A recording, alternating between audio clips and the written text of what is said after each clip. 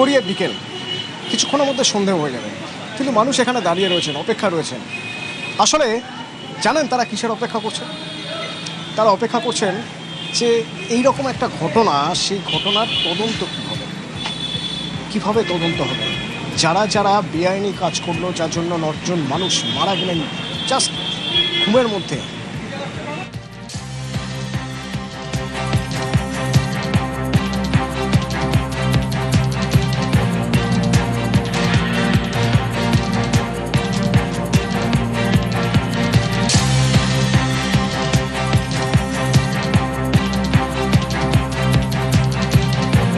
কৃষ্ণনগর জেলা আদালত তার বিরুদ্ধে গ্রেপ্তারি পরোয়ানা জারি করেছে। আমার সঙ্গে সরাসরি সমীর রয়েছে কৃষ্ণনগর থেকে। সমীর, আবার একটু তোমার থেকে জেনে নিতে চাইবো এই গ্রেপ্তারি পরোয়ানা জারির কারণ কি, কি অভিযোগ ছিল তার বিরুদ্ধে?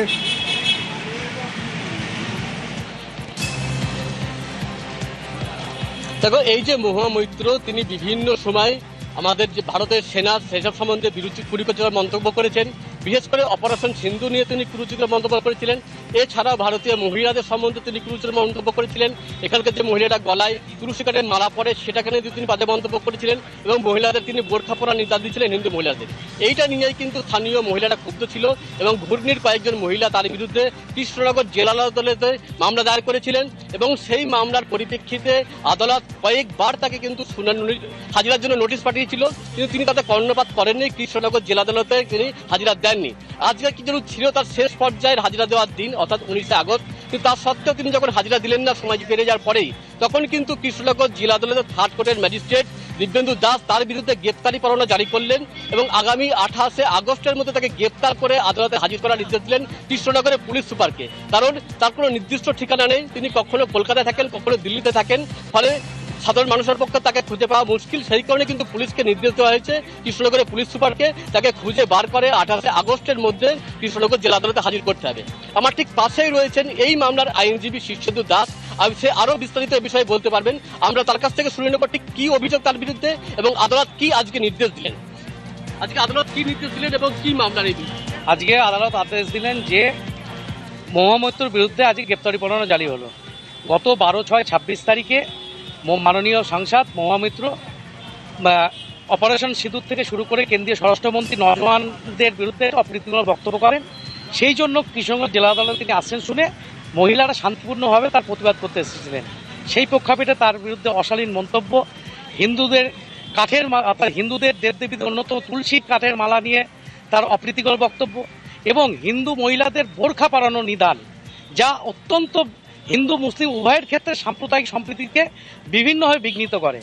সেই প্রেক্ষাপটে চাইনা নন্দীর হয়ে আমি কৃষ্ণনগর সিজিএম জেলা আদালতে 17/6/26 তারিখে একটি অভিযোগ দায়ের করি এবং পরের দিন সেই মামলাটি স্থানান্তরিত হয় জেএম 3য় আদালত দিব্যেন্দু দাসের এজলাসে এবং তারপর থেকে তার বিরুদ্ধে একাধিকবার সমন করা হয় 20/7/26, 4/8/26, 12/8/26 এবং সেই প্রেক্ষাপটে আমার সঙ্গে বিধায়ক সজল ঘোষ আমার সঙ্গে ফোনে রয়েছেন। সজলদা,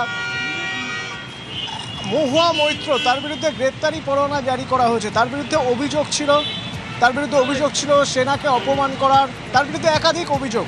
তো সেই সব অভিযোগের জন্য তাকে যখন আসতে বলা হচ্ছে তখন তিনি আসছেন না, শেষমেশ তার বিরুদ্ধে গ্রেপ্তারি পরোয়ানা জারি করতে হচ্ছে। একজন জনপ্রতিনিধি সাংসদ, তার বিরুদ্ধে গ্রেপ্তারি পরোয়ানা, কি বলবেন? জনপ্রতিনিধির জন্য তো আর আইন কোনো আলাদা হয় না। আইনটা হচ্ছে আপনাকে কোর্টে ডেকে পাঠানো হয়েছে, কিন্তু আপনি বারবার কোর্ট ডেকে পাঠানো সত্ত্বেও আপনি কোর্টকে অবমাননা করেছেন, কোর্টের নির্দেশে আপনি সাড়া দেননি, আপনি উপস্থিত হননি। ফলে আপনার ক্ষেত্রেও যা হতো, আমার ক্ষেত্রেও যা হতো, মহুয়া মৈত্রর ক্ষেত্রেও সেটা হয়েছে। এক্ষেত্রে যদি মহুয়া মৈত্রকে যদি আগেই ধরে জেলে রেখে দেওয়া যেত, ওনাই এত ধরনের রোজ একটা করে নতুন শব্দবাজি প্রয়োগ করতে আরো সুযোগ পেত না। ও অনেক আগে ওকে জেলে রেখে দিলে কোনো ঝামেলা হতো না। ও সেনার বিরুদ্ধে বলুক, ভেতরে মা কালীর বিরুদ্ধে বলুক, প্রধানমন্ত্রীর বিরুদ্ধে বলুক, যা খুশি করুক, এটা জনসমাজে আসতো না। এই ভুল আমাদের। একে এখনো গ্রেপ্তার করে না করে রাখার ফলে এরা এই ধরনের বারবার সুযোগ পায়। একবার গ্রেপ্তার করে আবার পরের দিন সকালে ছেড়ে দিলে কিন্তু এদের আরো ক্ষমতা বেড়ে যাবে, আস্ফালন আরো বেড়ে যাবে। অতএব গ্রেপ্তার করার সময় যেন সেগুলো ভেবে চিন্তে গ্রেপ্তার করা। আর এটাই। ধন্যবাদ সজল দা।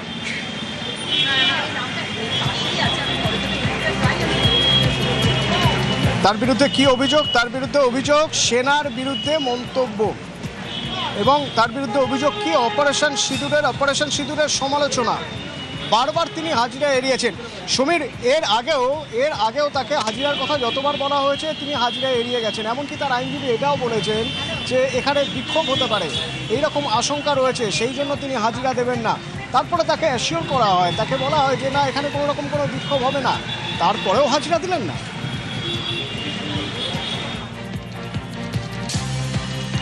একদমই তাই। প্রথম দিন যখন তিনি অন্য একটি মামলার হাজিরা দেওয়ার কথা ছিল, সেই দিনকে কিন্তু সেটা জানাজানি হতেই বেশ কিছু মহিলা আদালত চত্বরে দাঁড়িয়ে ছিলেন যাকে বিক্ষোভ দেখাবেন বলে, কিন্তু তিনি সেদিনকে উপস্থিত হননি। কিন্তু সেই খবরটি পেয়ে যান মহামৈত্র।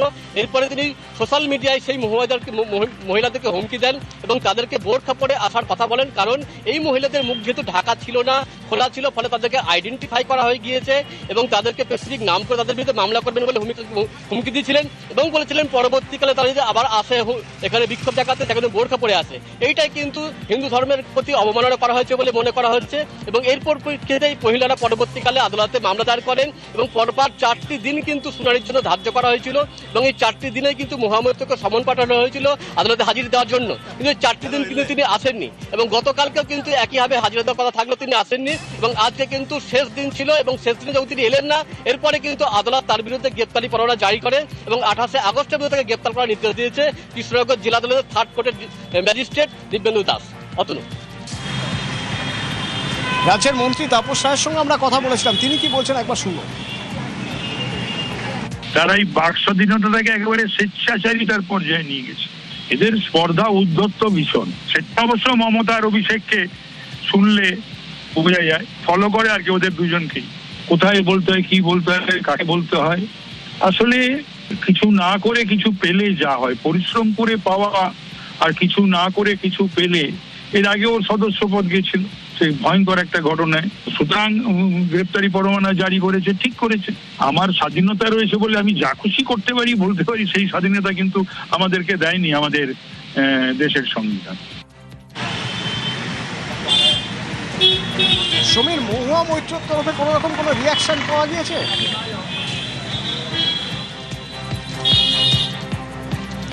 দেখো, এখনো পর্যন্ত মহামৈত্রর পক্ষ থেকে কোনো রিয়াকশন পাওয়া যায়নি। তবে তার যে আইনজীবী, তার সাথে আমরা মৌখিক কথা বলেছিলেন, তিনি জানিয়েছিলেন যে আজকে 5টার মধ্যে তার হাজিরা হওয়া তার পক্ষে সম্ভব নয় এবং তিনি যখন এই কথা জানান, এরপরে কিন্তু আদালত তার বিরুদ্ধে গ্রেপ্তারি পরোয়ানা জারি করে। তবে পরবর্তী কি পদক্ষেপ নেন মহামৈত্র এই বিষয়ে, সেটা কিন্তু আমাদের নজর থাকবে। সমীর, এক্ষেত্রে আমার একটা প্রশ্ন থাকবে, একজন হাজিরা এড়াচ্ছেন, হাজিরা এড়ানোর জন্য তিনি নানা রকম কথা বলছেন, তিনি অজুহাত, তার আইনজীবী নানা রকমভাবে বলছেন যে সেখানে তার মধ্যে বিক্ষোভ দেখাতে হতে পারে তার বিরুদ্ধে, সেজন্য তিনি হাজিরা দেবেন না। তাকে আবার একদিন হাজিরা দিতে বলা হলো, তিনি হাজিরা দিচ্ছেন না, শেষমেশ তার বিরুদ্ধে গ্রেপ্তারি পরোয়ানা। এখান থেকে বেশ কিছু প্রশ্ন আসে, কেন? প্রথমত, যে অভিযোগ তার বিরুদ্ধে উঠেছে সেই অভিযোগ সম্পর্কে যদি কিছু বলার থাকে, অভিযোগ করা হয়েছে আইনত তার আইনজীবী যা বলার বলতেই পারেন। তারপরে আইনের মাধ্যমে সিদ্ধান্ত হবে তার বিরুদ্ধে ওঠা অভিযোগ ঠিক কি ভুল। কিন্তু যদি হাজিরাই না দেন, যদি অ্যাপিয়ারই না করেন, তাহলে তদন্ত এগোবে কি করে? কেন করছেন এরকম? এই প্রশ্নগুলো তো উঠতেই থাকবে। আমরা রাজ্যের মন্ত্রীর সঙ্গে কথা বললাম, আমরা বিধায়কের সঙ্গে কথা বললাম, বলছেন যে জনপ্রতিনিধির জন্য আইন তো আলাদা হতে পারে না, সব মানুষের জন্য আইন সমান। আইন মোতাবেক যদি কেউ অভিযোগ করেন, সেই অভিযোগ খণ্ডানোর জন্য আইনি পথেই যেতে হবে।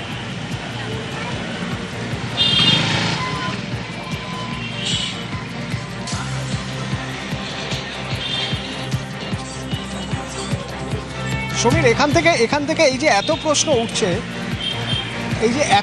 উঠছে, আমার সঙ্গে সমীর ছিলেন ওখানে। সমীর বলছিলেন যে এই প্রশ্নগুলোর উত্তর তো দিতেই হবে, যে আপনার সমস্যা কোথায়, আপনার বিরুদ্ধে কেউ অভিযোগ করেছে, সেই অভিযোগ যদি ভুল হয়, সেই অভিযোগ ভুল প্রমাণ করতে গেলেও আপনাকে তো আইনতই অভিযোগ ভুল প্রমাণ করতে হবে, কারণ এবার তো আইনি পথে লড়াই।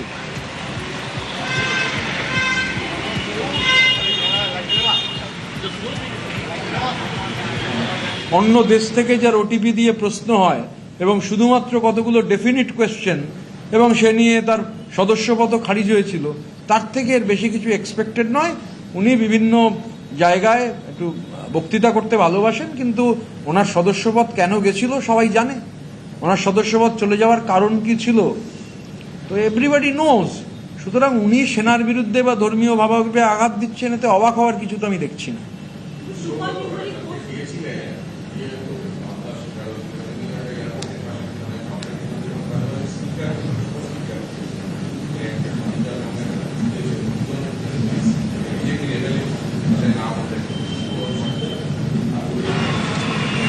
এটা স্পিকার এবং অধ্যাপক সৌগত রায়ের বিষয়।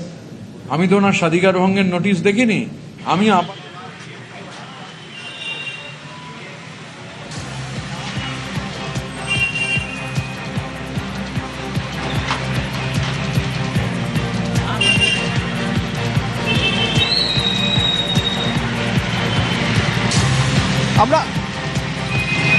সুজন চক্রবর্তী আমার সঙ্গে রয়েছেন। সুজন দা, একজন জনপ্রতিনিধি, তার বিরুদ্ধে অভিযোগ উঠেছে, তিনি এমন কথা বলেছেন যা কারো ভাবাবেগে আঘাত লেগেছে। সেই অভিযোগের জন্য তাকে ডেকে পাঠানো হচ্ছে। যখন আদালতে তিনি বারবার হাজিরা এড়াচ্ছেন, তিনি আসছেন না, শেষমেশ তার বিরুদ্ধে গ্রেপ্তারি পরোয়ানা। আমি বলছি মহুয়া মৈত্রর কথা। কৃষ্ণনগর জেলা আদালত মহুয়া মৈত্রের বিরুদ্ধে গ্রেপ্তারি পরোয়ানা জারি করেছে, কিভাবে দেখছেন আপনি? মহুয়া মৈত্রর বিরুদ্ধে যদি গ্রেফতারি পরোয়ানা জারি করে থাকে লোয়ার কোর্ট, তাহলে নিশ্চয়ই আইনের আশ্রয়ে মহুয়া মৈত্র নেবেন। সেটা নেবার সুযোগ তার আছে, সেটা তিনি ঠিক করতে পারবেন। দেখুন, কিন্তু আমার কথাটা হচ্ছে যে এটা সবার কাছে স্পষ্ট, যারা ভয়ঙ্কর প্রতিহিংসার মনোভাব নিয়ে যে রাজ্যের শাসক দল বা দেশের শাসক দল চলছে, এটা নিয়ে কারোর যদি কোনো সন্দেহ থাকার কথা নয়। আইনের যেভাবে শুধু ভিন্ন কথা। মহুয়া মৈত্র সম্পর্কে আমাদের অনেক সমালোচনা আছে, ছিলও বটে বরাবরই। বরং এখন যারা শাসক তাদের তো কোনোদিন শুনিনি যে এইটা ঠিক করেনি, ওইটা বেঠিক করেছে ইত্যাদি বলতে। আমাদের যা সমালোচনা আছে থাকলো, কিন্তু মহুয়া মৈত্র এমন কোনো কথা বলেছেন, সেই কথা বলার জন্য ভীষণ অপরাধ করেছেন। আর যারা তার চাইতেও বেশি অপরাধের কাজ করছেন তারা সব সাধু পুরুষ। শাসক যেভাবে চলছে তার মানেটা তাই দাঁড়ায়। এবং যেভাবে কার্যত বোঝা গেল প্রতিহিংসাটা, কদিন আগে মাঝরাতে তিনি থাকবেন সেখান থেকে পারলে প্রায় উচ্ছেদ করে দেয় ওই সার্কিট হাউসের কোথায় কৃষ্ণনগরে। তাহলে একটা পরিকল্পিত ভাবেই একটা প্রতিহিংসার মনোভাবে যে শাসক চলছে, তার প্রতিফলন সমাজে এটা কখনোই ভালো হচ্ছে না। এটা আমাদের বুঝে রাখা উচিত। বাকিটা উনি নিশ্চয়ই আইনের লড়াইতে লড়বেন, আমাদের যে আপত্তি থাকার থাকলো, কিন্তু এই প্রতিহিংসা একে আমরা কখনো সমর্থন করতে পারি না। ঠিক।